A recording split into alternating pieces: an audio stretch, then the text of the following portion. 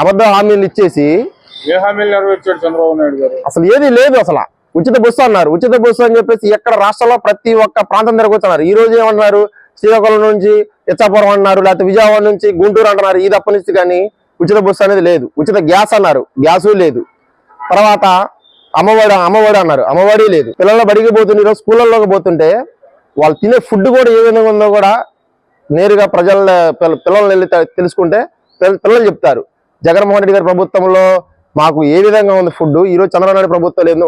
పోసుకున్న టాయిలెట్ రూములు కూడా కనేది లేదు. ఫ్యాకల్టీ కూడా, స్టూడెంట్స్ ఫ్యాకల్టీ కూడా లేదు. జగన్మోహన్ రెడ్డి గారు గాంధీజీ కళ్ళగొన్న గ్రామ స్వరాజ్యం కోసం సచివాలయాల వ్యవస్థని మెయింటైన్ చేస్తుంటే ఆ రోజు జగన్మోహన్ రెడ్డి ప్రభుత్వం ప్రతి ఒక్కళ్ళు పేద బడుగు బలహీన వర్గాలందరూ కూడా సచివాలయానికి వెళ్ళి వాళ్ళ ఇబ్బందులు తీసుకుని అక్కడ కావాల్సింది ఏదైతే కావాలనుకున్నారో అది వాళ్ళకి వెళ్ళడానికి కూడా జగన్మోహన్ రెడ్డి కల్పిస్తే ఈ రోజు చంద్రబాబు నాయుడు ప్రభుత్వంలో స్టాఫ్ కూడా లేదు. స్టాఫ్ కూడా తగ్గించారు. వాలంటీర్ 10,000 అన్నారు, వాలంటీర్లు కూడా లేరు.